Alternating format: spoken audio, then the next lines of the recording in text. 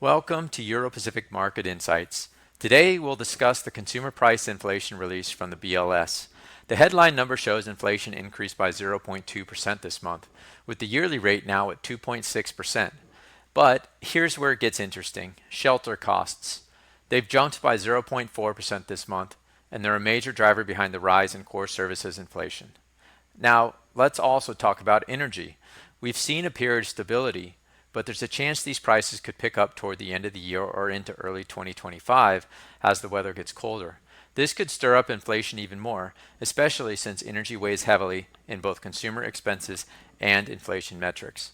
Despite rising costs, consumer spending hasn't slowed down much. People have cash saved up, and many aren't feeling the pinch from higher interest rates yet due to the fact that they've locked interest rates in at fixed prices. This spending could keep demand high, especially for things like housing where supply isn't keeping up. All of this puts the Federal Reserve in a bit of a bind.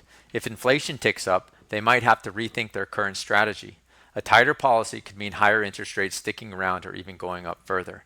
For those with investments, this scenario suggests a need for caution. The Fed's moves could shake up markets. Assets that have thrived expecting a softer approach might need some reassessment. Also, a quick note on the move in precious metals and commodities. We believe the pressure is coming from higher dollar following the election.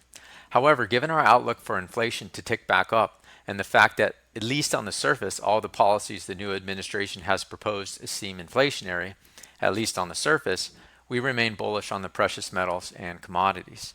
All of this suggests the need for caution as an investor. While we don't advocate becoming overly bearish on the market or its recent moves, we do believe diversification continues to be the right play in this market environment heading into 2025.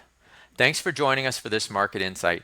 If you'd like to hear more about our services or to contact your advisor, please visit europac.com.